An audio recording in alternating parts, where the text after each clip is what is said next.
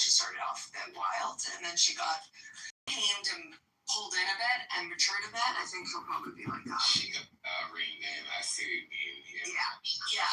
They start off really fresh and green, but I think after seeing him with Trump, he's going to try and he's going to play the line and not be so radical public.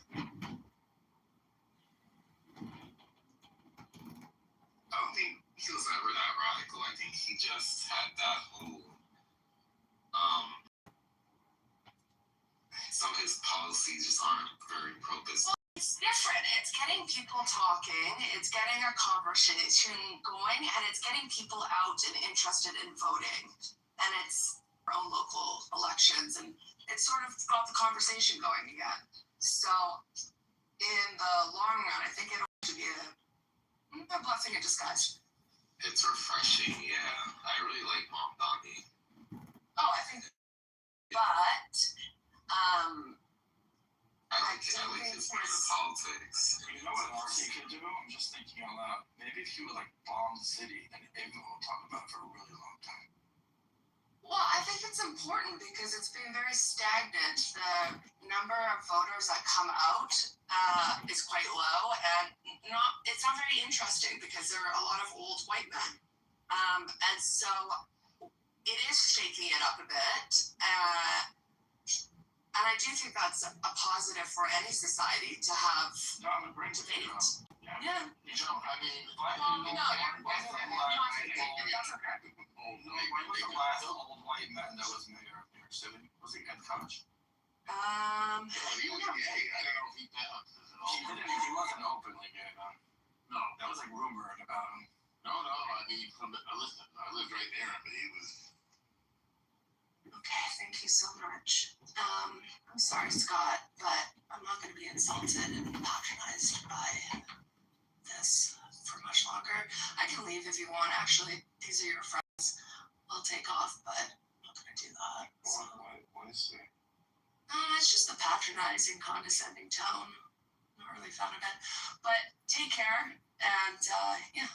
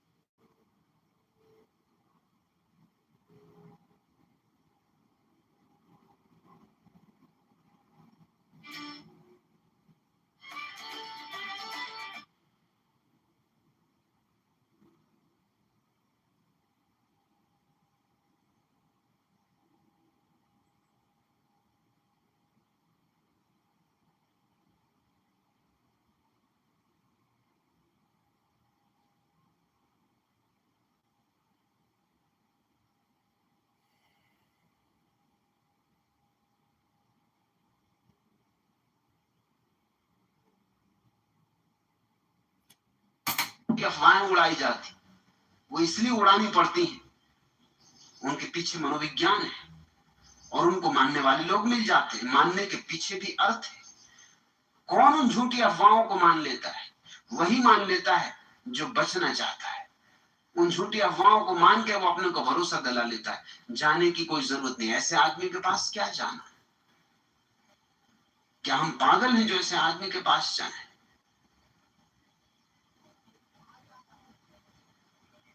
जो आ जाता है यहां, वो गलत कारणों से आता है। सर, तो गलत कारणों से ही तुम आओगे।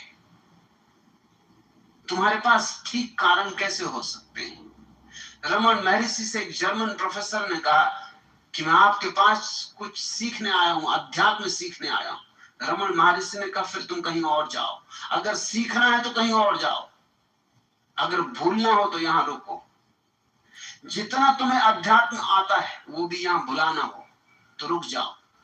भुलाने का काम मैं करता हूं। मेरा काम भी यही है कि तुम्हारी स्लेट पट्टी को साफ कर दूं। मैं जो उत्तर दे रहा हूं तुम्हें, ये तुम्हारे ज्ञान को बढ़ाने के लिए नहीं है, ये तो एक कांटे से दूसरा कांटा निकाल लेने वाली बात है। एक कांटा तुम्हें लगा है, वो दूसरे कांटे से निकाल रहा हूं, फिर दोनों कांटे फेंक देने। मगर प्रथमता प्रेम चेतन ये झंझट होती जब उल्टा हो जाता है। तुम आए कुछ सोच के, हो गया कुछ। तुम आए थे सोच के कि आवागमन से छुटकारा पाना है, और यहां आके तुम्हें पता चला कि ये बात ही मूर्खतापूर्ण है। छुटकारा किसी चीज से नहीं पाना है। छुटकारा पाने का ख्याल ही मौलिक रूप से जीवन विरोधी है। तुम आए थे ज्ञान इकट्ठा करने कि थोड़े ज्ञानी होके लौटोगे, थोड़े पंडित होके लौटोगे। यहां आके पता चला कि पंडित मूढ़ता को छिपाने का उपाय है। पंडित से तो बेहतर है अज्ञानी। तो स्वभावतः एकदम घबराहट होती कि तो सब उलट पुलट हुआ जा रहा है। लाल को उदास देखकर नसरुद्दीन बोला कि क्या बात है भाई, बड़े उदास लग रहे हो। चंदूलाल बोले क्या बताऊं यार, नहीं पूछो तो अच्छा है। आजकल तुम्हारी भाभी के मोटापे की वजह से बहुत परेशान हो गया हूं। बात तो यहां तक बढ़ गई है कि सड़क पर उसके साथ निकलता हूं तो लोग कहने लगते हैं कि भाई चंदूलाल, माताजी को कहां ले जा रहे हो। यह सब सुनकर तो मैं शर्म से गड़ जाता हूं। दुनिया भर के यम नियम व्रत उपवास जो भी बन सका किया, मगर उसका मोटापा है कि कम होने का नाम ही नहीं लेता।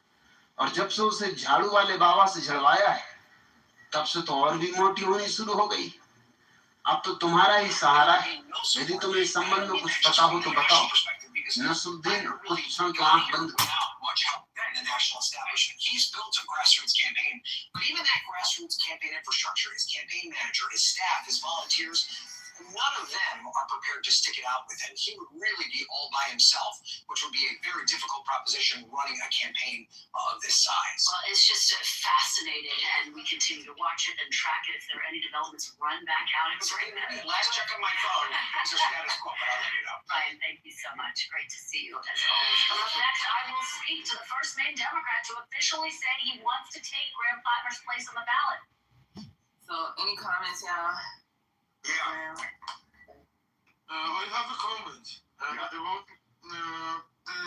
mayor of New York who illegally put the mullah's flag on the subways of New York. It is there is no diplomatic relation between Iran and United States, and he is not a diplomat. Most of these regions makes it very weird for me. Why it is after 7 years, like not even after JCPOA. There will no move like this. Is he a clone or is he a mayor? Is he his business?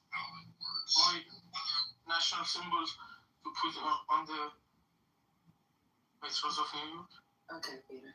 We'll talk about that later on, because right now they're talking about Graham. Well, go ahead, Mickey. Morris Katz has a contract with Plattner. Katz personally gets to keep 15% of each of the donations to Plattner. So, if Plattner stays in the race and he raises a few million extra, that's hundreds of thousands of dollars in Morris Katz's pocket. And sometimes this room doesn't discuss the role of money in motivating candidates as much as perhaps we could. Sir, where's your evidence? I'll post 3 links in the room chat. You gonna ask Mickey for anything? Y'all remember the Meet the Press is recorded early. Later on last night, he did drop out. He gave a video and said that he was going to back out, but wanted to make sure that they selected the right candidate and that they do it democratically. So,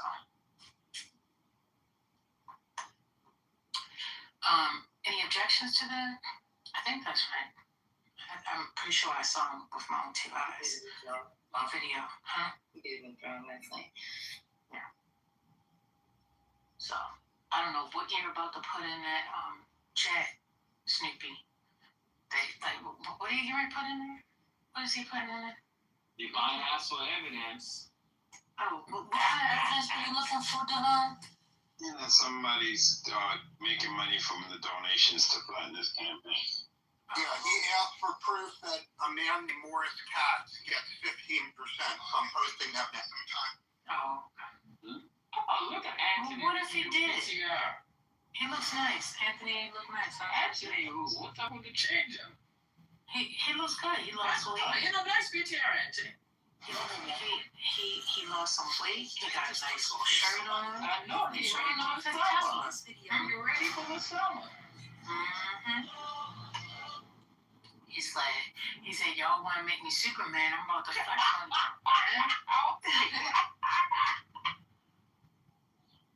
This lady, you see you ain't no good. You see When you started it, I saw it. I just didn't say nothing out loud. But it's your mouth, your big mouth. God is here. I was wondering which Anthony was that. I was like, do I know that? Why am I friends with this Anthony? And then I clicked on it. I realized, oh, that's Anthony. Oh, that's Anthony.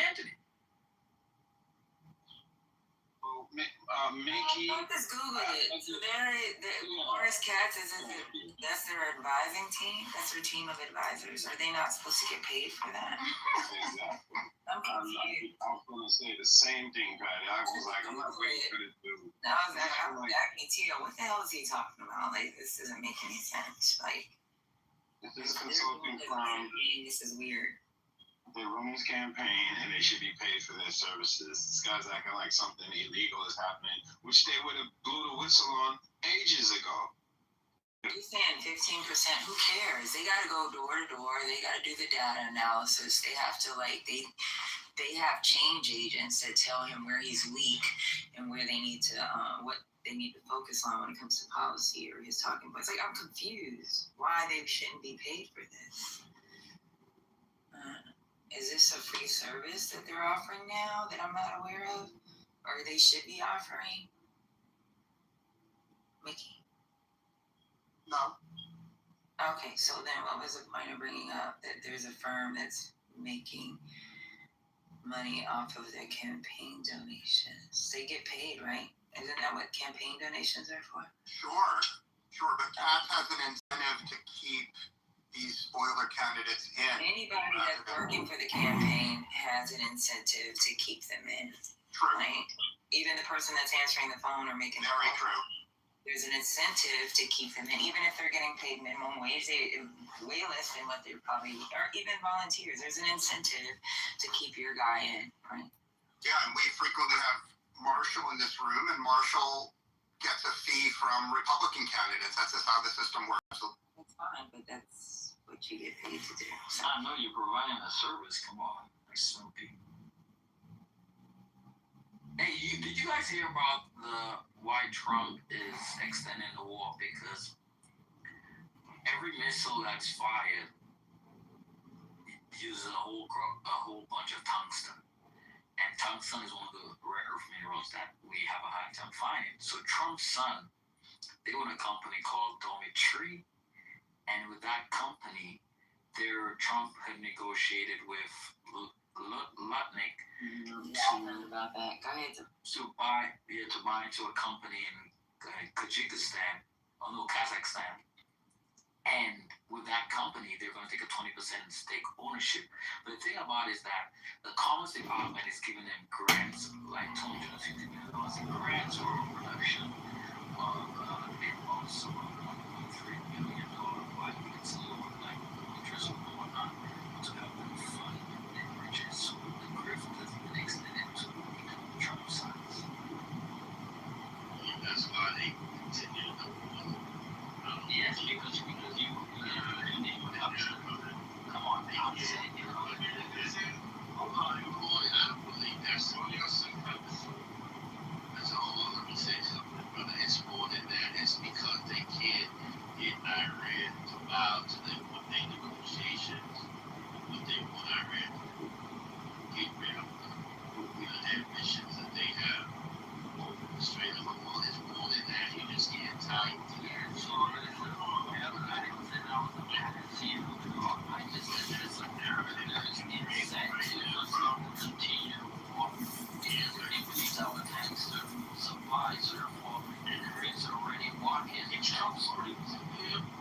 These other issues too, because he is president.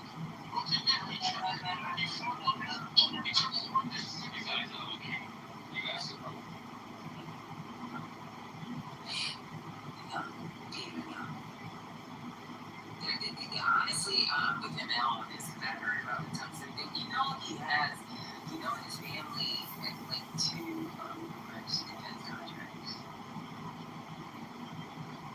that are actually tied to this war. So far, they said they made over $3 million in these contracts that's tied to this war. And they're gonna get big, but see that you can't base that on the book. That's the same thing what they said with Iraq and Dick Cheney. And how when they destroyed Iraq, Dick Cheney's company, got the construction work for Iraq to get paid. I mean, but they basically get opportunities out of war. I'm not denying that. When you take the narrative and try to make that seem like the whole reason why they're doing the war, it doesn't add up. Nobody said, okay, and he said that's a reason why they do it. I said, Trump obviously is profiting off the war, but he was creating incentive to continue to fire missiles because that dictates the housing supply. That's it, and that further creates a ready market for the company that his sons of started, and also the company that they gave about $3 million interest loans to, and also grants up to $230 million in grants. Obviously, if we have tons of I'm gonna be honest with y'all. I hate when people bring up this Dick Cheney and try and compare it to Trump, right? So, like, if you were in acquisitions, y'all would understand how these contracts are done when it comes to our government contracts. Sometimes when we need something immediately, there's certain companies, and KBR has to be, happens to be one of them. There's certain companies that can, that already are set in place. Right, and KBR, they have that, they have the infrastructure, they already have the clearances that's needed, they already have the staff, they're ready to go when it comes to, like, if we were set up in the middle of shit fuck, KBR already has everything. So sometimes when we're doing these, like, these operations, logcat thing for us, those agreements, what's ready, who's ready, they're gonna get the contract. Yeah, we're gonna be subject to certain companies, and those companies, KBR is one of them. So you just happen to be affiliated prior to becoming a vice president, and guess what? The company you're affiliated with is a company that we would fucking like call readily. Because in Iraq, we would always look at a profit. War is always a profit. We cannot deny that. But what I'm saying, when we create the narrative, I'm not saying you don't let them out. I'm just saying you put that out there. You create the narrative, the reason why we finish, the reason why the war is continuing because of this. That's not really narrative. There's a war, there's a lot of other things going on. Continue that war now. If you want to look at homelessness, you want to look at that, then you would have to say America really doesn't want to use a lot of their weapons. You know why? Because they're selling it to other companies like Japan. The Tomahawk missile, they sold 400 Tomahawk missiles to Japan. They cannot give that to Japan right now. They have to put Japan on hold because they're using it in the war. So sometimes they don't want to use their weapons. You see what I'm saying? Because they sell to other countries. Yes, if you look it up, they sold 400 Tomahawk missiles to Japan. Yes, but that doesn't have nothing to do with us. Yeah, but hold on, let me just finish, brother. You know what you're talking about. You know what I'm talking about, right? You were part of military. Hold on, let me finish, man. Let me finish, right? So, 400 Tomahawk missiles Japan was supposed to get. Now it's on hold because of war. But they're losing that aspect. They're selling the weapons to other countries. A lot of times they don't want to just use the weapons. What? All right? Okay. You know what? So then, okay, you're talking to somebody who I think was the FMS director of foreign military sales. I can draft the letters of offer, and I can draft the letter of acceptance, and I can physically transfer directly from just weapon systems from other countries I did that. That was my job. Let me tell you, in America, the American military buys weapon systems. They buy it from a manufacturer. When Germany buys weapon systems, they don't buy it. They buy it from the manufacturer. They just go through the evidence to actually transfer weapons to make sure it's approved to be transferred. That means if Northrop Grumman or Lockheed Martin tells Japan, hey, we're in a war, so obviously the 5-minute missiles will not can't send it to you now because the Americans express it how it works. Our allies don't get weapons before we replenish our stockpile. If the stockpile was 1,000, it needs to be 5,000 missiles. That's express it. Look at the production line gives precedence to a priority to America and give it to our allies. That's exactly what happened. So don't say we don't find weapons so we can sell weapons to Japan. That's kind of idiotic. You understand what I'm saying? Idiot. It's not idiot. What I'm saying is that you can look it up for yourself. I don't have to look it up. I used to work in that department and pick it up. So what the fuck am I looking up for? Do you want an LOA? I don't listen. What I'm telling you is that you can see they said that. This is what the Japanese said, right? They said that America, they bought 400 tomahawks from America. They thought they was going to get. And America said, we cannot do that right now because we're in war. That's what was said. Listen, man, if you want to argue to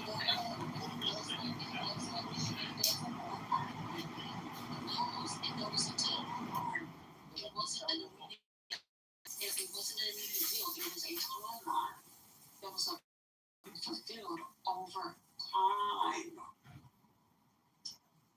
All the time. That's what I'm saying, absolutely.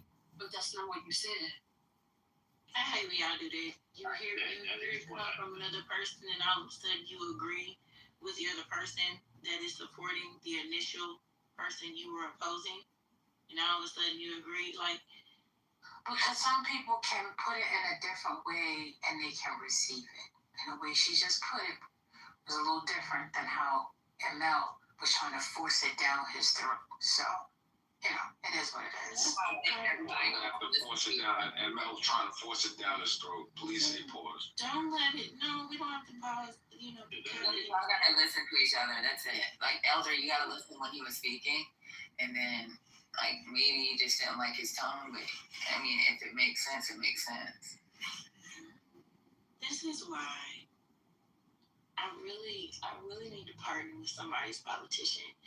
And one thing I would encourage them to include in education from the same way you have 4 mandatory years of English, 4 mandatory years of math, sciences, like at the secondary level, there needs to be a semester of debate. Because the way y'all personalize conversations is insane. Like, you don't lose anything. There's nobody who's going to tap into your Wells Fargo account and take a $25 deposit because you didn't win the quote-unquote argument that day. The winner is when you gain wisdom.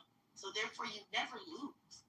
Even if your point is not as strong as the person you're opposing, if the goal was to learn something that day, you still didn't lose. Yeah. And so all I'm saying is, because you guys don't know how to have ethos logos and pathos reasonings, and you don't think, right, because it's a good practice to think about, hey, if I'm in a debate, what is my opponent going to potentially say that I should be prepared for? It's like, it's a science to it. I hope they make it mandatory for middle school and high school students to take a debate class, because what the fuck?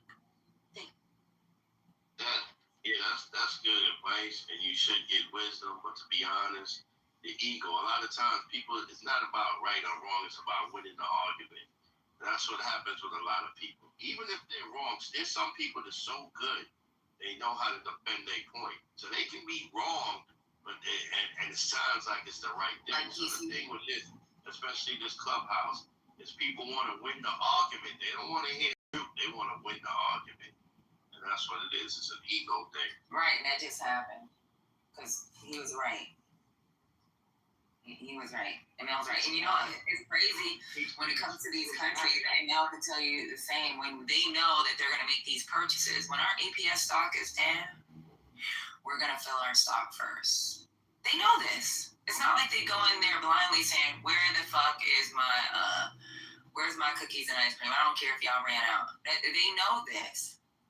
So Patty, and again, the timeline. So there's also a timeline period. It's not a specific order date. It's a timeline period because they know that in the priority order, they might have priorities orders ahead of them. So for instance, in this particular deal that I looked up with Japan said that their acquisition schedule is still on track because their acquisition schedule was from 2025 to 2027. That's what it was from. 2025 to 2027. 2027 hasn't even started yet. It starts, in October. So therefore, we still can meet their acquisition deadline, their acquisition time schedule. Obviously, the way the primary order in production always goes towards the United States military. America will not put itself in harm's way to supply our allies. We're always first. And since we have to be able to fight additional wars, and we've actually fired 1,000 missiles, we will always replenish our stocks first before we decide to sell weapons. So, and that's what I'm telling them. I was like, no, they're not going to sell to them, not because of the fact that we've replenished our stocks, and therefore the priority order goes that Japan cannot buy. Japan cannot buy because Northrop Grumman cannot meet the demand of, say, 1,000 missiles in that period for two entities. Their production line is not that big. It's pretty slow production line unless they ramp up with an additional production line, and that's not going to happen because missiles is not something that the military utilize on a regular basis. And not only that, just to get the clearances, so you have to have the right people. Like it's not like Iran where you just have a bunch of engineers working freaking production manufacturing company that just produce. It doesn't work like that in the U.S. That's what I was going to say to Elder. If you just kind of look, I don't know anything about this, but I just looked up what you said, and it literally says exactly what ML is saying. Like, if you just look it up, it says the delays, why it's delayed, when they ordered it, like everything. So I'm not sure. Yeah, we have production priorities, and even if it went past that timeline, let's say we're still at war in 2027, right? And we can't meet that timeline. They have an understanding. Like, it's not like they're not explained what they understand our production priorities. We're gonna replenish our own stockpiles before we freaking put anything into someone else. So Patty, when you sign an LOA, the specifics of the LOA agreement, which normally it's somewhat of a bilateral agreement, but it's actually a purchase agreement between you and the defense manufacturer, but it has to go for the military. It literally tells you that there will be delay, and it would list all the reasons, all the clauses within the particular contract why you should anticipate delays. That's why there's a time period in it. So Japan has a time period of 3 years, fiscal years, to actually cancel the contract. So if America that cannot fulfill the acquisition timeline of 3 years, Japan could say, hey, I could kill the contract post in end of 2027 and go towards another company or country. That's all it means. So it's not like we just said, hey, we're gonna get the missiles to you, but it's gonna be at the end of the acquisition period timeline, which would probably be in 2027 when we've already replenished our stocks.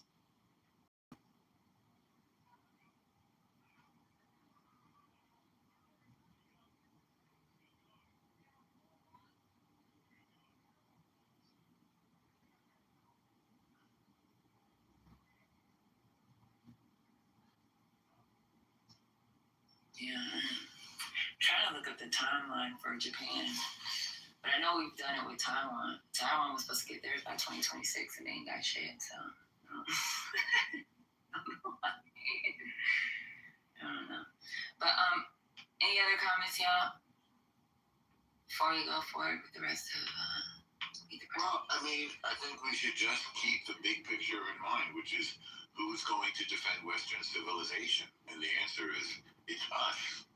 I think that's what we should keep foremost in our minds.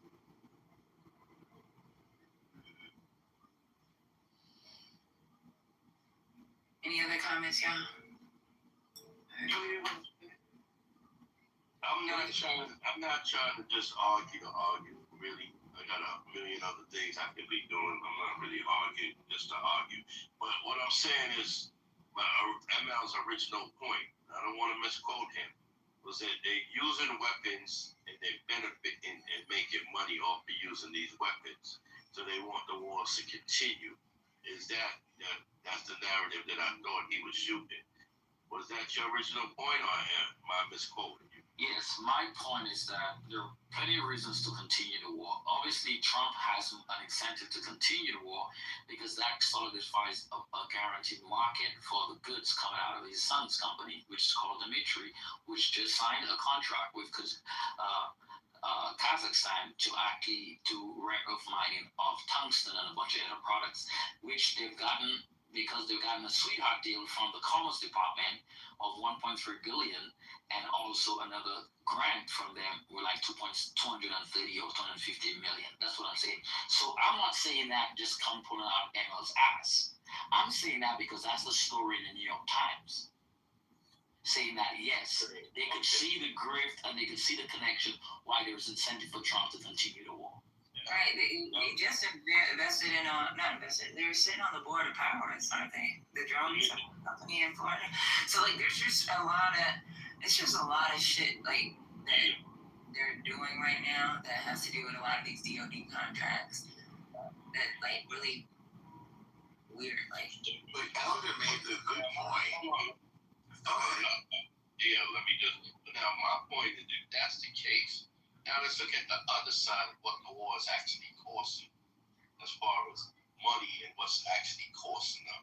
So do they really want to continue the war, or are they losing? Because now the gas prices is rising up. They're actually using their weapons. Iran is using $10,000, paying $10,000, shooting down $1 million weapons is costing them. So they're actually losing more by having the war continue than just keep it going. So you got to look at that aspect. You're going to almost have an economic collapse through this war eventually. If they don't open up the Strait of Hormuz, you're going to have an economic collapse that's about to come. So why would they just want to continue the war when it's like they're losing more? Why haven't He's not losing. He's already said that he didn't care about that. I know. Like, Elder, baby. Yo. He's not losing money. Is he losing money in Plantier? He's actually making money. Yep. So A I lot of don't money, know. especially with the stock market. Yep. And a second point, we were under a ceasefire with the MOU, with the plan for 60 days to negotiate the actual deal, and that was scrapped. Because they attacked ships in the Strait of Hormuz. Because the IRGC broke the ceasefire. I mean, can I keep track here? If you based on Trump individually, it might be him and his family making, but as the war in itself is going to bring a major economic. Pause right there. Repeat your last sentence. As of Trump and his family, he be making some money out of that. And that was in those points. Thank you. But what I'm saying, okay, I got it. And this is what this But now you hold the class up. Economically. You hold the class up now. Hold on, let me just finish my point. But that's the problem. Let me finish my point. No. I just finished You're my not point. you're not synthesizing the information that's being in front of you, All right, and you're so just still let like me having finish. this ego Let me moment. finish. You're not receiving. Let me finish, and I'm done. Receive Okay. that he's already Let me done the finish. press Why? conference. You know, we're not gonna waste everybody's time together. Did you interrupt everybody? Yeah, no, just people who waste my fucking time. Elder, come on.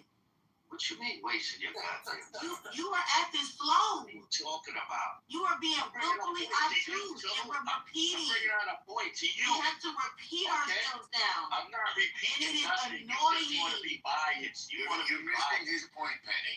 Right, you want to be You're biased. missing That's his all. point. No, you don't have enough teeth to talk to me. I don't know why you keep. I got more teeth than you, sweetie I pie. doubt it.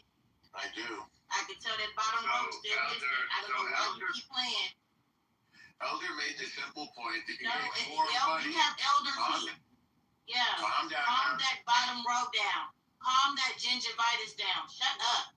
All right, so this is not helping. Let's just move forward, please. Five seconds. 5 seconds. I'll get it out. No, I ain't getting nothing out. This out of my All right, let's move on then. Thank you. First lady, man, you need to Thank step you. Then up. let's move on. Because she's biased. No, I'm ready to move on. So Elder is saying you make more. Paranormal. Go, bitch. Okay. Okay, so even with the attacks that happened recently, it's also been coming out of Iran that we've still been attacking some of their military sites. So like I don't know what to say about that.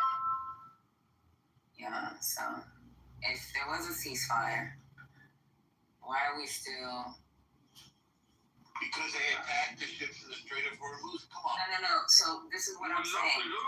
Okay, so those attacks July 6th and 7th, right? So supposedly, from what's coming out of Iranian television, is that they were still being attacked. They've been hitting a lot of their military installations. So, We attacked them because they thought they broke the MOU by firing on ships in the Strait of Hormuz. Very so I'm talking about the ships in the Strait of Hormuz was supposed to be in retaliation for attacks that are being conducted on their military bases. I haven't seen any of that. Sorry, that happened after the attacks on the Strait of Hormuz. Yeah. And by the way, if you trust Iranian media, I have a bridge in Brooklyn I can tell you as well.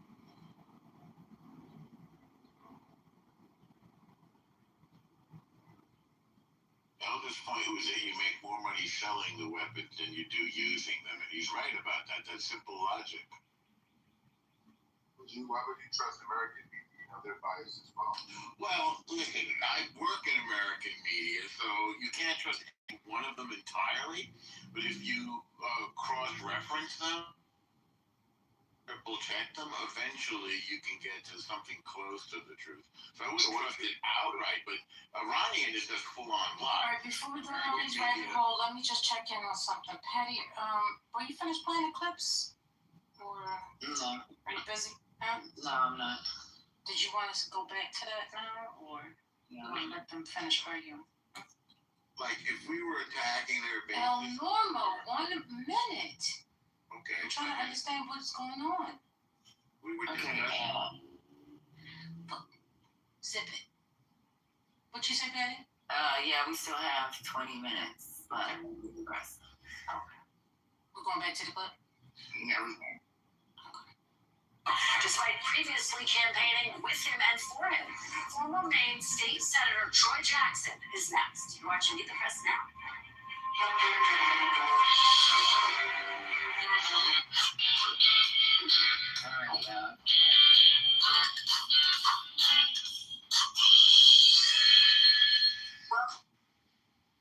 Candidates positioning himself as a potential replacement for Graham Plattner on the ballot in Maine.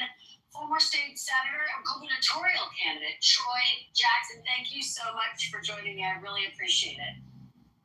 Yeah, well, thanks for having me today. I appreciate it also. Absolutely. Well, let's get right into it. You've said you believe that Graham Plattner will drop out and that it would be self-serving if he doesn't. Have you spoken directly with Graham Plattner or his campaign? Do you expect him to drop out today? I haven't spoken with Graham for probably 10 days or so, but I do expect him to drop out. I don't know if he's going to do it today or not. I have no knowledge, but I mean, it's clear that he has to drop out, and the sooner the better, so that we can pick up the pieces and go forward with the movement that has gotten so strong here in Maine. Things like Medicare for all, workers' rights, prescription drugs. I mean, trying to do something about this war, and that's why it's important for him. And I do think he's going to step down. Well, you have filed paperwork to explore replacing Plattner on the ballot after your bid for governor was unsuccessful earlier this year. A group aligned with Senator Sanders has endorsed you as the replacement. Today, Dan Cleven, hopefully I'm pronouncing his name right, announced that he's throwing his hat into the ring. Why do you think you're the better pick? Well, I mean, it's about the issues that are really happening here in Maine now for something I've been wanting my entire life.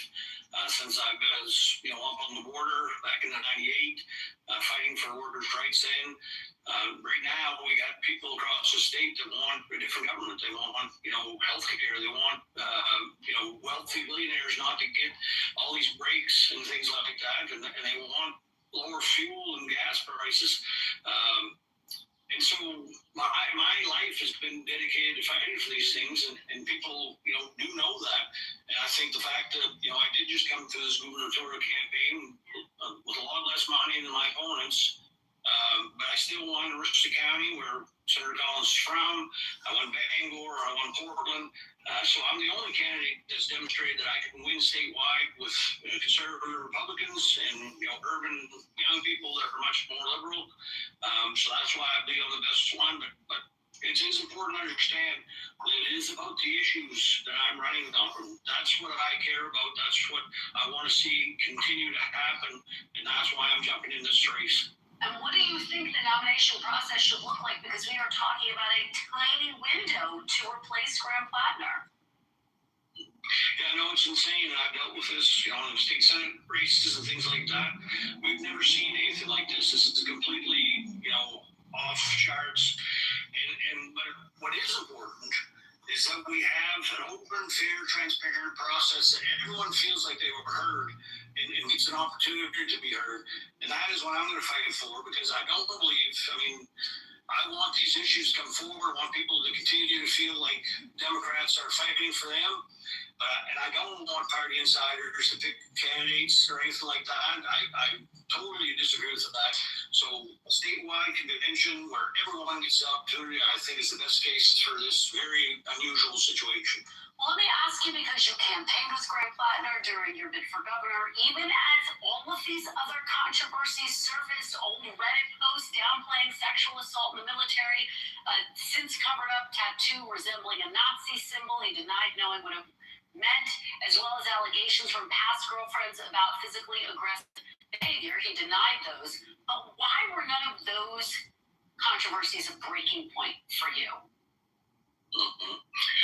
I think the old Reddit post, I think even the tattoo, there were plausible things that, people can change and things like that. But look, when it came down to a credible allegation of somebody that was sexually assaulted, that was the end. That was the bright red line. And that's why, I came out. And that's why I only the great mess stepped down. The other things there was, it's just very clear to me that this is the end, because this is a credible allegation, and it should be treated that way. Well, some people are going to look at the long list of red flags that Graham Plattner is dealing with, and if and when you do get into the race, what do you say to the folks who see your continued sustained support of Graham Plattner and they question your own judgment? Again, this came down to, about the issues. I care for all, child care. These are things that I've been fighting for a long time. And the fact that, there was a momentum, there was an energy that got captured in this U.S. Senate race for that is why almost all of us were in support of this, because many of us have been waiting for something forever. Our government does not work right. It's wealthy people that get all the working class people are getting the shaft every damn time. And so I don't feel bad, for supporting those causes, because that's who I am. I do feel bad that there was a woman that was sexually assaulted, and that's why I've quit supporting Graham. But I'm not going to quit fighting for everyday working class people. Would you want and would you welcome Graham Plattner's support and endorsement, or do you worry that could drag your candidacy down? Yeah, I don't want it. And it's unfortunate, but I just don't want it. Got a car accident, don't call a lawyer, use this free AI tool instead. That's how I walked away with $93,000 from it. So the main Democratic Party accused Plattner of trying to meddle in this process. You probably heard some of the sound that we played a little bit earlier. The campaign says they just want to know what the process would look like. They say they're not meddling. Do you think that Graham Plattner should have say in who replaces him, or has he forfeited his right to do that? No, I don't think he should have any say. I mean, it's the law. I mean, at this point, when you step down, just like any other state legislative race, there is a process. This is different, I get it, but you don't get to choose your heir apparent. And I just feel like, Graham should step down because in the end, it's about defeating Susan Collins, who is not fighting for us, and he knows that. And that's why I think he's just going to step down and let the process play out. If Plattner drops out, the party has 2 weeks, as you and I are discussing, just a tiny amount of time to replace him. Considering this shortened timeline, the vetting concerns with Plattner, can you assure voters there is nothing in your past that could come out after the 27th if you are picked? Yeah, I mean, I got a 22-year record of running in elections. I just came through a statewide election. I know this is bigger, but there's nothing there. And I've, been vetted for 2 decades now. And I'm the only one that actually wins in an area that Trump has been winning, but still seen as someone that's very progressive. So that's why I know I can win this race. But there's nothing that is going to come out that people haven't already heard. Do you think that this moment raises questions about progressives' ability to vet their candidates? Will this be a mark on the record of progressives? No, I don't think this is a mark on progressives. I think this is a mark on an agency that didn't do the vetting. People that wanted to make money off the campaign. But this is not a black mark on progressives. I think right now progressives are driving the conversation across the state and across this country that's been a long time coming because we are getting the shot. If you are not the pick, sir, will you support whoever is? Yes, I will. Much like the gubernatorial race. I mean, I've been meeting with Hannah Pingree. She obviously was a friend. We ran against each other. I lost. What I want to do now is push the issues I care about, and Hannah's been great at this point. So it's going to be the same thing with this Senate race. I mean, I think in the end, as long as it is a very open, transparent process, whoever gets the nominee, I'll be happy with. All right, former state senator Troy Jackson, we really appreciate your stopping by and for your perspective. We're going to watch this very closely. Hope to have you back. Okay, thank you so much. Thank you so much. Coming up after the break, mounting frustrations around the situation in Maine, everything that we've been discussing. Also, the mystery of Mitch McConnell's health. Any comments now? Yeah, the Democratic Party is destroying itself, which is, I guess, not unusual for us. What do you mean? This bizarre, fringe, Nazi-ish, sometimes jihadist wing is attacking the moderate, normal, commonsensical center.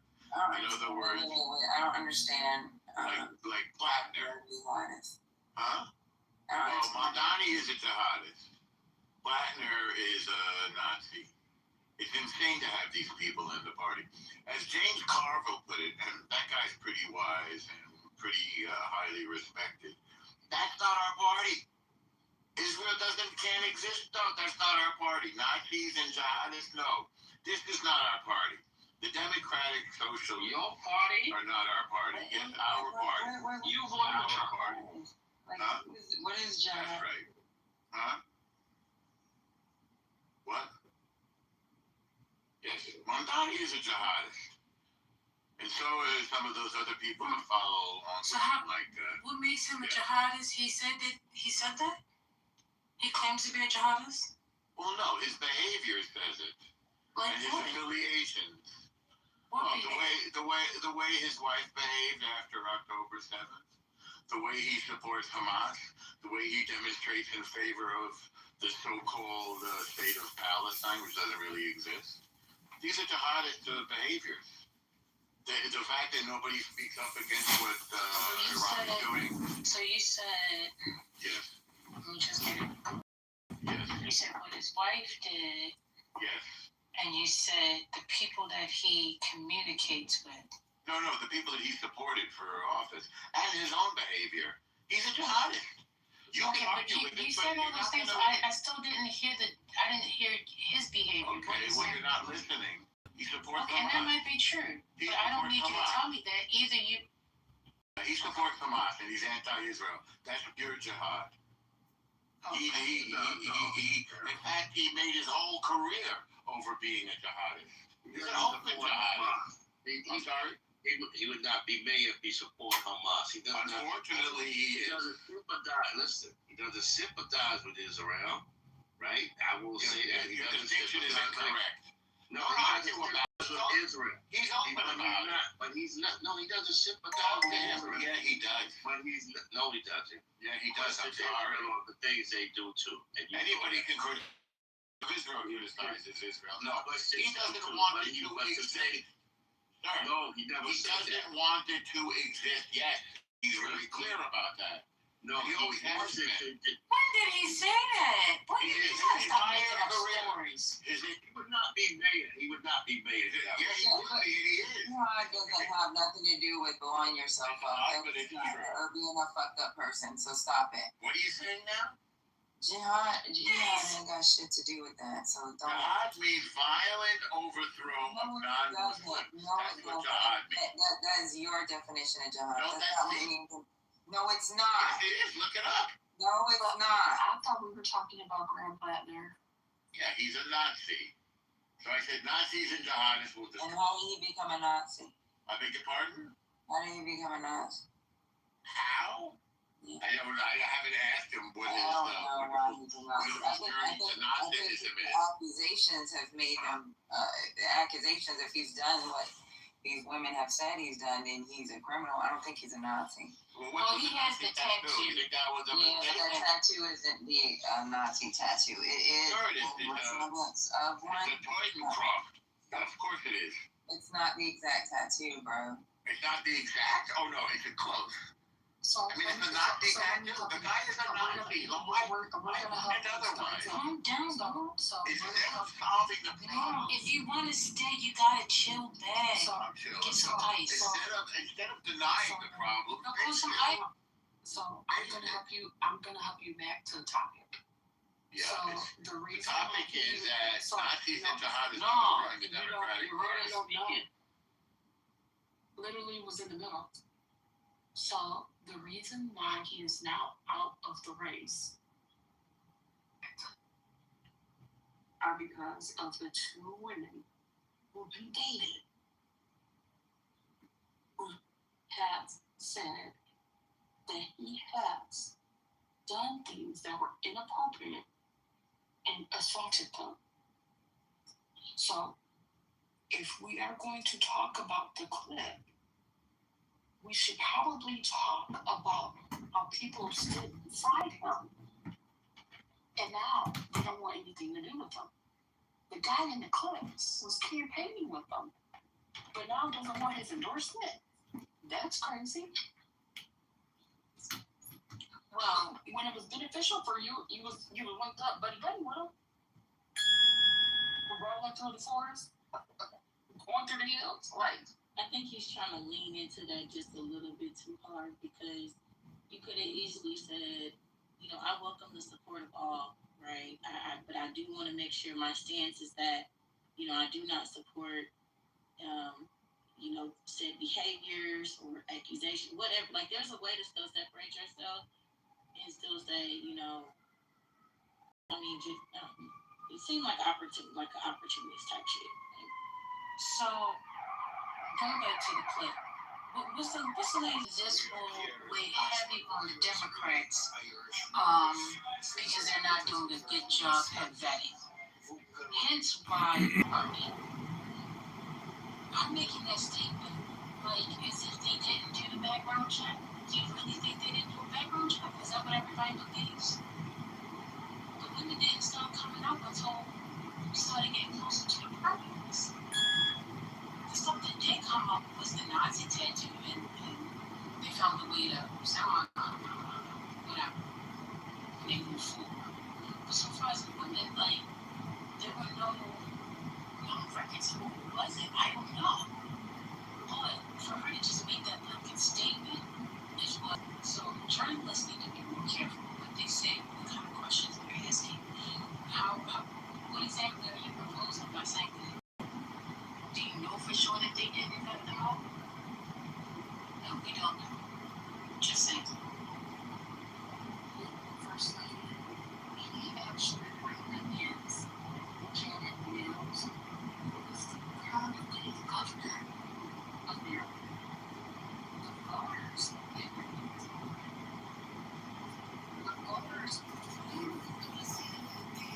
about some of these allegations. They didn't care. She worked for it.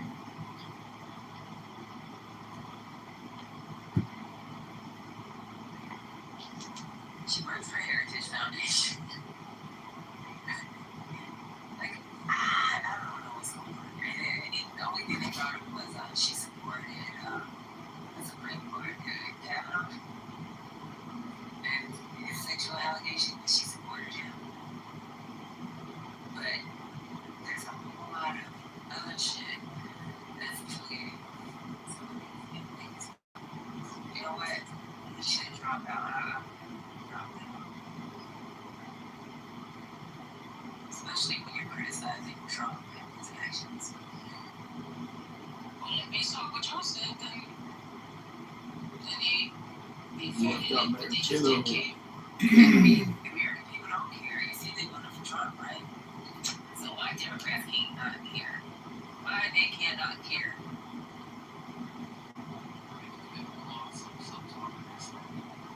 Right. So because they hold themselves to a higher standard, we're supposed to care. But y'all don't care. Y'all don't care about somebody that his wife clearly said that she was raped by her husband. Hair was pulled, a plug of her hair was pulled out. There's allegations of him raping other women.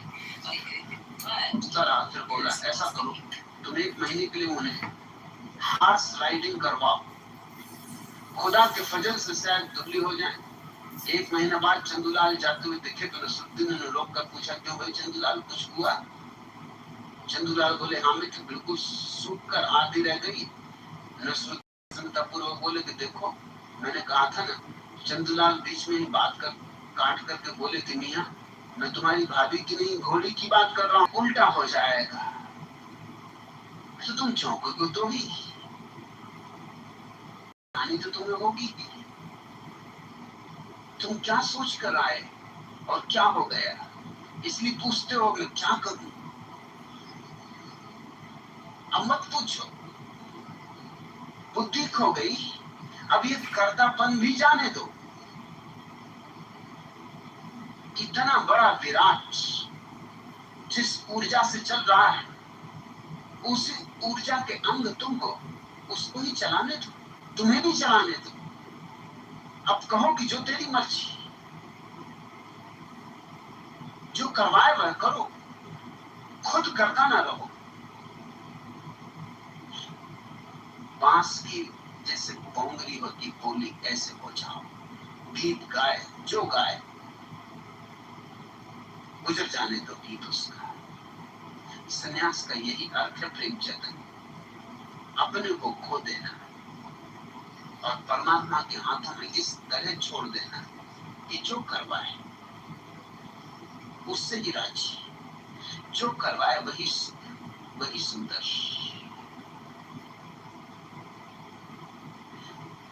तुम चकित होगे अपूर्व आनंद की वर्षा हो जाएगी प्रसाद ही प्रसाद के फूल खिल जाएंगे ऐसी सुगंध उठेगी ऐसा संगीत जगेगा तुम्हारे भीतर कि तुम उसकी कल्पना भी नहीं कर सकते यह बुद्धि अतीत मामला है ये कर्ता के पार की बात है ये तुम्हारे हाथ की बात नहीं ये विराट के साथ अपने को एक कर लेने का राज लहर अपने को सागर से अलग समझे कि बस उपद्रव में पड़ी और सागर से अपने को एक जाना कि सब उपद्रव शांत में समाप्त हो गए अच्छा हुआ तुम्हारी बुद्धि खो गई धीरे धीरे तुम भी गलोगे और खो जाओगे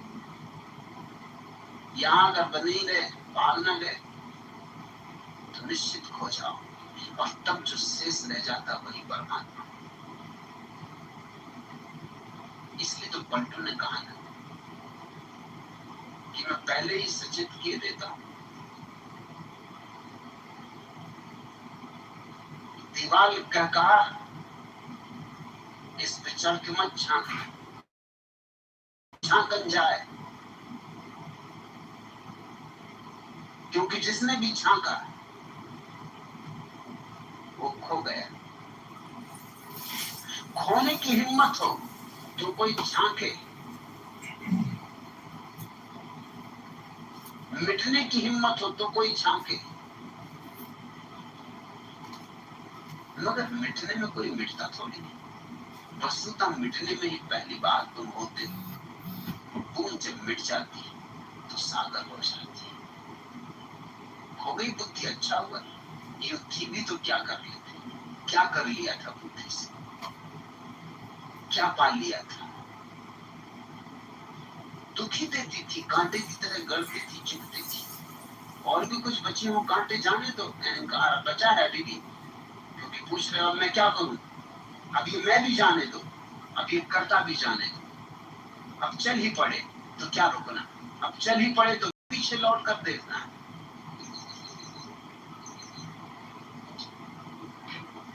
पांचवा प्रश्न, भगवान और फली भाई को देने के लिए मां लक्ष्मी से कह रहे हैं, सतगुरु साहब तुसी मैनू क्यों भूल गए। संत महाराज मुझे क्या पता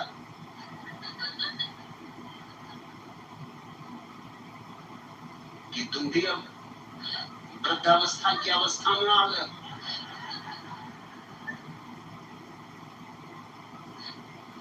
अच्छा था तुमने बता दिया।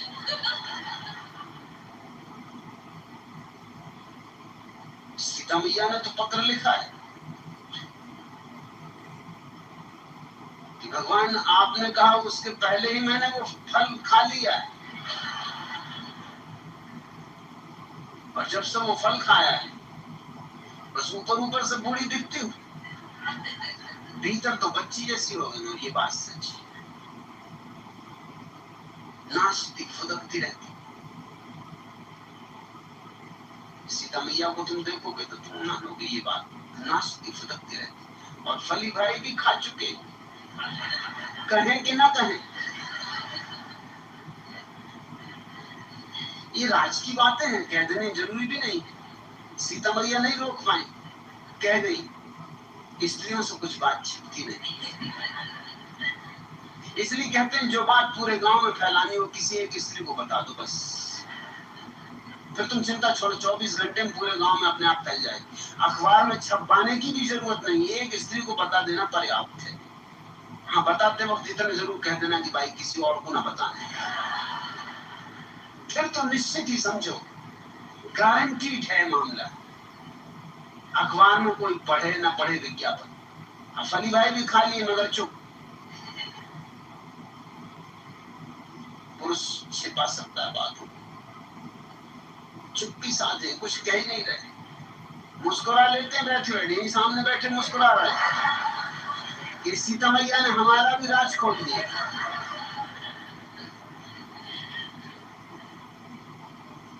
संत महाराज तुम सीता मैया से मिलो, उसे पता है कि कौन सा फल खाना है।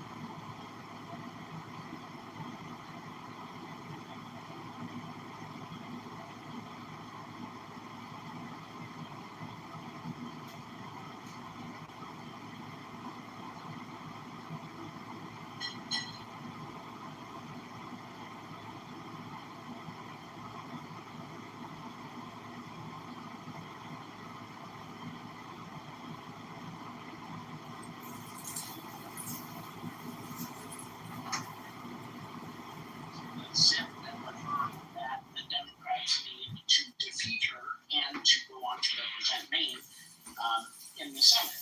So that was the choice. It was a binary. That ultimately what happened. And, you know, Janet Mills dropped out. And now look what happened. Now they just have to pick somebody who is probably, you know, holds the similar issues as Plattner, but doesn't have the baggage. And it looks like it's probably going to be Troy Jackson, the guy who was interviewed. And I think that Plattner dropping out today is good for the Democratic Party, and it makes it more likely. And in fact, if you go to Polymarket, which everyone in this room should, the fact that Plattner dropped out has led the betting markets to bet on Collins being more likely to be defeated. So if you're in this room and your only priority is seeing Susan Collins defeated, you should be trading that Plattner dropped out. I literally didn't even get a chance. Okay. Just trying to, I was just trying to. It being a binary, and I think it was mentioned in the chat. It was actually a good point. Mills didn't want to. I mean, she was asked to run.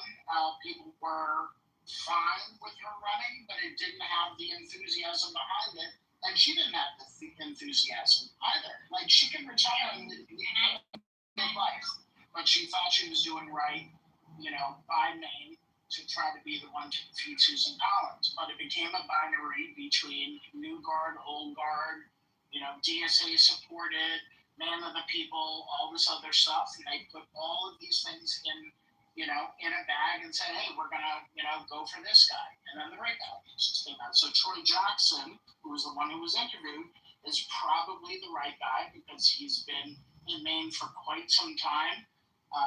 Actually, probably his whole life. And he has been in public office, I believe state senates. He just ran for governor. He came in third, but he got the most same-day votes. So it seems to be the right choice for them. So I'm actually happy that Plattner's out. Really care for him. But so Troy Jackson, maybe.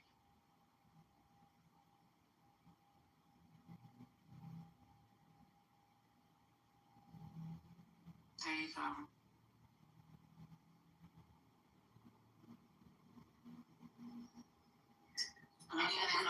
I'm sorry. Go ahead. I was going to just say, I think we can all agree there is no perfect candidate. But at the end of the day, you need to go and vote for whoever the Democrat is if you want to get rid of Susan Collins. And so I don't think she polls well among women.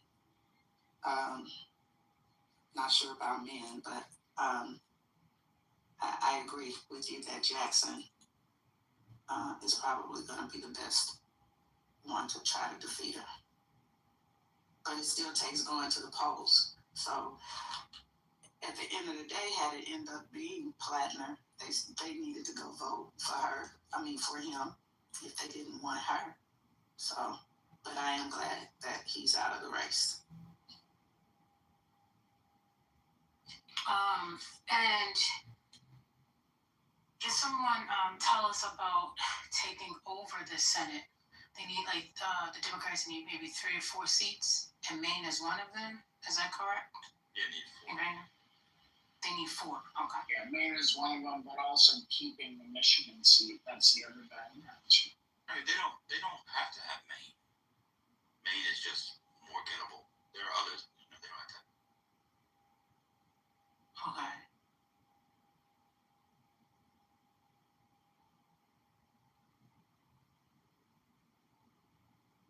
I mean, the toss-up ones or the ones that are in play, they say are North Carolina, Ohio, Iowa, Texas, and Georgia, Maine, and Alaska.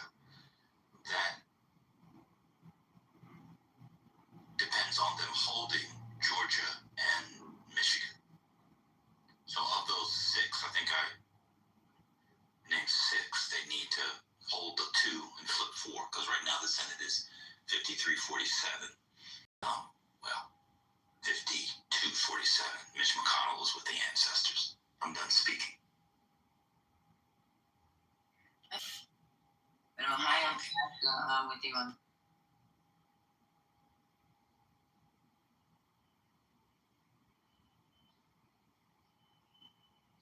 Yeah, speaking of Texas, the race is pretty close here. And no one's talking about the sins of what's his face running against Talrico. So it's the dynamics are just really weird. How in one state, well, you guys know the Republicans are talking about how terrible the Democrats are for picking Plattner, and here in Texas. I don't know why I can't say his name. Running against Tallarico, running neck and neck with him, and he packs him. He's literally a criminal. I mean, he's a real criminal.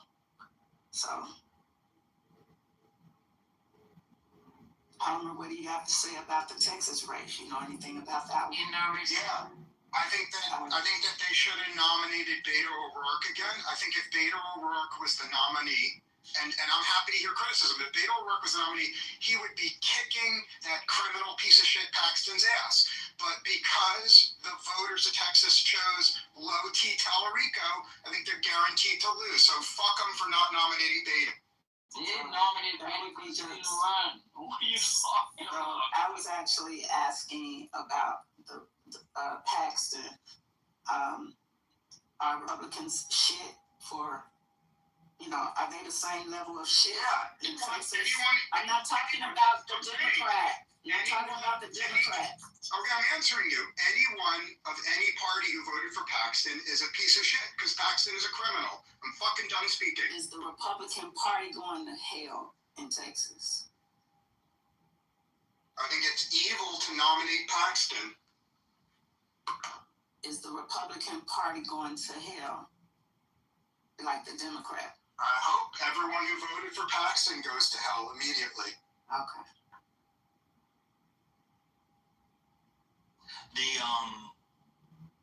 This will get in the wash. I think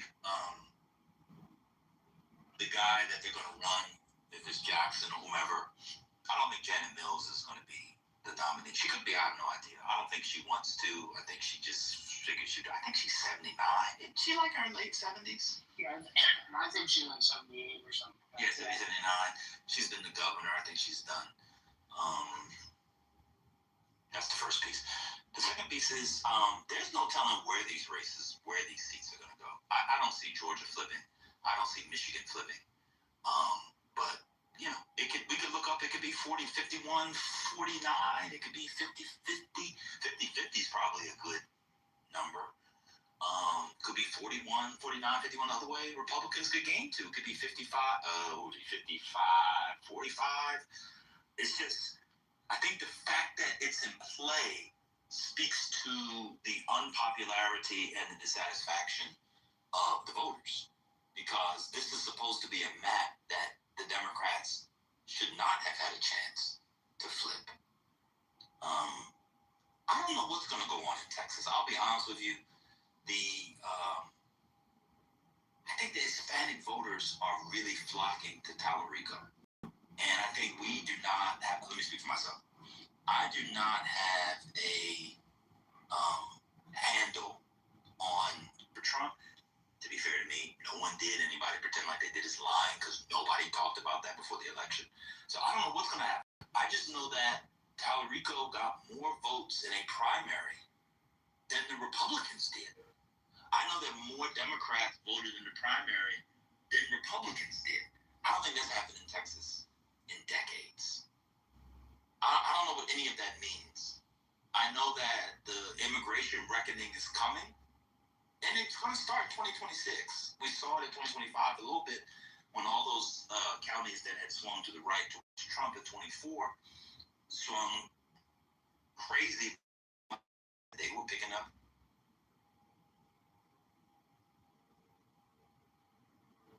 We don't listen to Meet El Preso.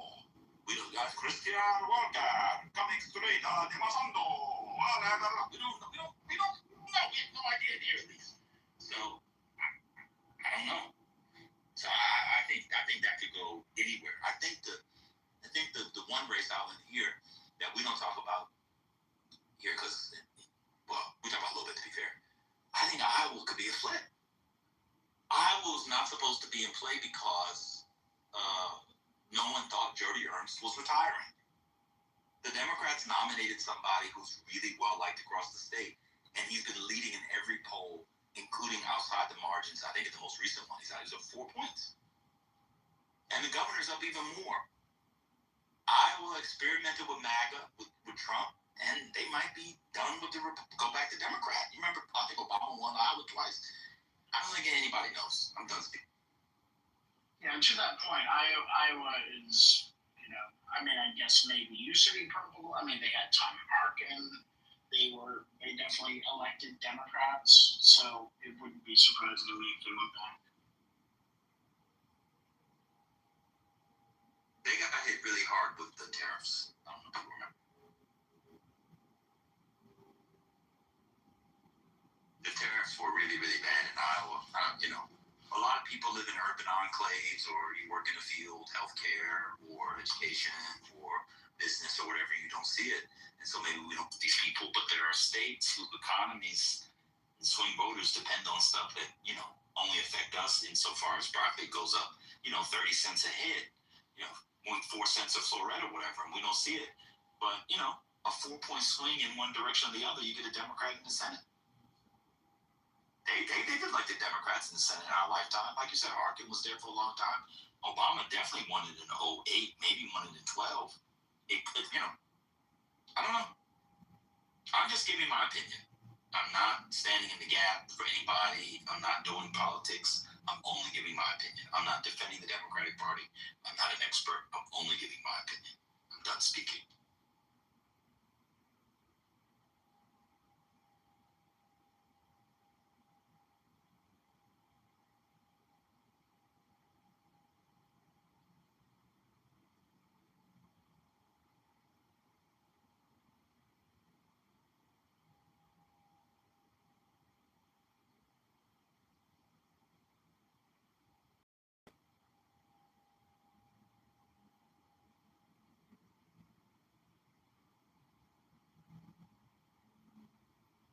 All right, let me go ahead and play the rest of Meet the Press. Hold on. Still amazing. All right. And the turmoil in the Middle East. The panel is here to break down next. You're watching Meet the Press now.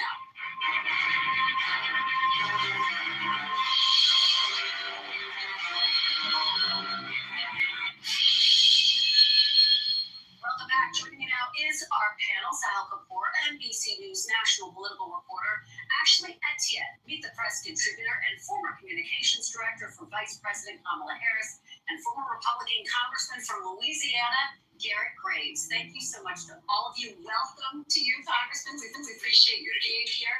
Sahel, I want to start with you to just set the table here. I thought it was very notable that when I asked Troy Jackson if he wanted the endorsement of Graham Plattner, he said no. I mean, he is putting about as much distance as he possibly can between him and Graham Plattner in this moment as he waits to see if and when he's going to come back. Yeah, that's right. He's walking a fine line here. On one hand, he said there's certain issues he ran on. Yeah. He believes he could be, a more effective candidate to carry the mantle for everyone recognizes the Democratic Party in Maine that Graham Plattner got more than 150,000 votes in the primary, which is huge. I think that's a record for any Democrat there. So you can't discount the voters. This is the box that the Maine Democratic Party and every potential candidate is in.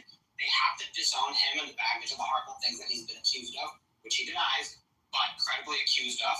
At the same time, they can't alienate his voters. They need the support of his voters who were not there for Graham Plattner's personal character. Nobody saw him as a font of character. They were supporting him because they saw him as effective in carrying on the issues. So that's what Troy Jackson is doing. There are going to be others who run this differently. Some candidates are more on the center-left side, a little bit more aligned with the National Party establishment. Some are more on the progressive side. But everyone has to distance themselves from him somewhat, but not too much. Yeah, But not too much. He's a rapist. Text. We don't have to distance ourselves too much. DC-based Democratic Senatorial Campaign Committee to send staffers to plan a potential nominating process behind closed doors. Their argument is they want to be a part of the process. Graham Plattner would like to say he clearly wants a progressive to replace him. He wants the progressive. The guy has no say. He's a fucking Nazi rapist. I would argue that they actually don't. I mean, it's their fault. They got us into this dilemma here. They knew full well that they were dealing with Graham Plattner. They did not fully vet him. His wife submitted some text messages of explicit communication from him and other women, which she said was going to be a vulnerability for him. That was over a year ago. And then you had one woman come out, and so they stood by this guy. So it's really the campaign that's to blame for this, not National Democrats. They didn't know what they didn't know. And so I don't think that they actually have leverage. But just to add to what Sahil said, the challenge for the local Maine Democrats now is they're going to have to move quickly to seize this spot. Secondly, they're going to have to select a candidate who can raise money and also unite progressives. It's going to be a hard road to hoe. And to your point earlier, during our off session, they're going to have to pick someone who can really beat Susan Collins, which is hard. So who can also appeal to not just progressives, but also to independents. Congressman Graves actually takes into my question to you, which is take us inside the Collins campaign. Who would you rather run against, a progressive or a moderate? Who do you think she's more concerned about at this point? I think she'd rather have a progressive candidate on the ballot. I do. I think that Susan Collins has proven her worth. She has been an incredible campaigner, has delivered huge wins for Maine, and is one of the leaders in the Appropriations Committee. I think that she would be much better off having somebody who is a more liberal candidate, which brings me to the next point. How in the world do we get ourselves in a situation where you so have empowered political parties to deliver candidates that appear as fatally flawed as this guy is? Really, I think we need to take a step back, take a fresh look at this, and figure out how to make sure that we get better vetting and better candidates on the ballot. This is the board of directors for America. What also is true about voters, and this goes back to Trump running in this last election as a populist, which is voters seem to me to be putting their pocketbooks ahead of and overlooking all these indiscretions from Trump to Plattner. And I think that is an interesting fact that we have to give credit to and really find a candidate that can speak to. You never do the show, and it's amazing seeing the change in elections over the last 7 years, where you have voters calling for folks that are going to be disruptors and wanting to see that big change, that big disruption. And I think that on economic issues, but I think across the board, realizing the status quo government is not satisfactory. They're not okay with it. They're wanting to see that disruptive change. And I think that, as you said, putting pocket of many other things is definitely a trend. It's such an important point, Sahil, because you are seeing, when you see those rallies that Graham Plattner was able to get all of those people, as you say, his vote total was significant. The fact that he had these huge endorsements, I mean, can the party even find someone who energizes voters in Maine in that same way? That's the big question for Democrats right now. It's going to be very difficult. I think we've seen in this primary and over the last several years that voters have a higher tolerance threshold than usual. I'd say for controversy, of course, they have their limits and they have their red lines. And Graham Plattner seems to have crossed the Democrats' red line on this one. I do want to add some reporting on the National Party. I spoke to two sources on the ground in Maine who say there are Democratic Senatorial Committee staffers on the ground in Maine.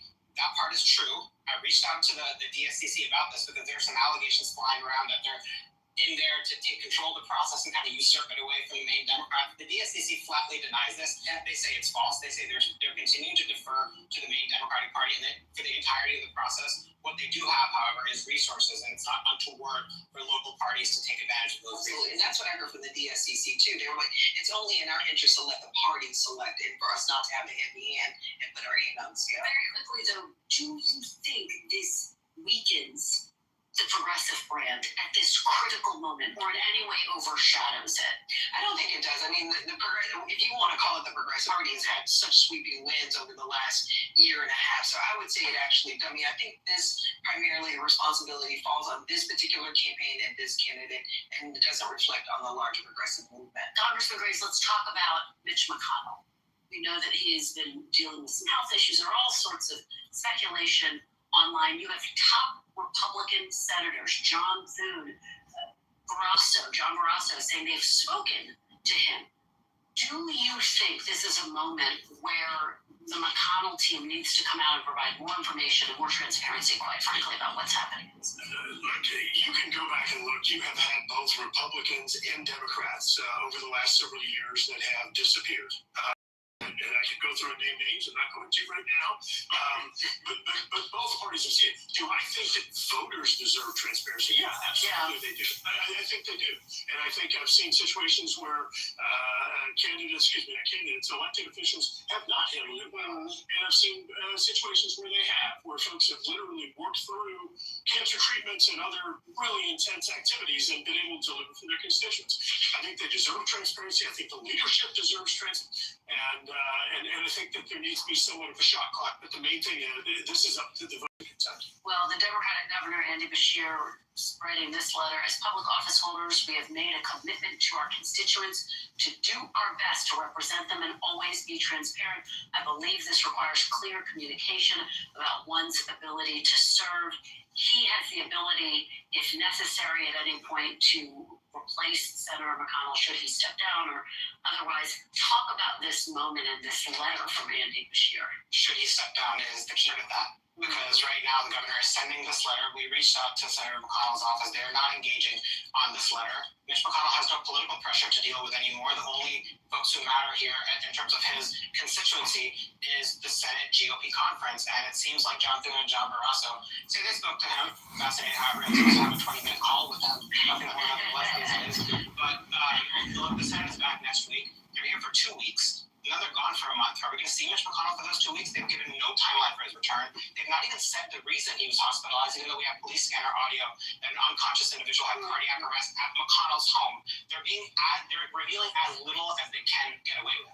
Ashley, what do you make of this moment? We should know you are a long-time staffer on Capitol Hill. You worked with Nancy Pelosi, so you're no stranger to moments that are challenging. What do you make of how the McConnell team has dealt with this? I mean, I think they're representing their boss and doing whatever their boss will want. But I had breakfast with him a few months ago, and he's interested in running, obviously, in 2028. So this is a big opportunity for him. He's got an opportunity to potentially put a Democrat in that seat, but he's also got an opportunity to position himself as someone sort of who's beyond politics. Who's fighting for the interest of Kentuckians, but also he can cement himself with the larger Democratic apparatus as someone who's going to fight Republicans and hold them to account. So I think it's going to be an incredible opportunity for him. So that's what I'm watching in this whole thing. I think we know what's going to happen with McConnell. Conversation. One final very brief note. If every Bashir was out there being with some Democrats in the past who have done the exact same thing, I think he would have grown away in this case. I was going to see through this political opportunist move, and I think there's a current enough. All right, guys. Well, great conversation. Thank you, Ashley, Congressman Graves, and of course, Sahel. Really appreciate it. Coming up after the break, the Department of Justice threatens election officials in all 50 states with criminal charges ahead of the midterms. What's the way you're watching it? Press. Any comments? Put a Democrat in the chair. You think so? Okay. The Democrat in the Senate.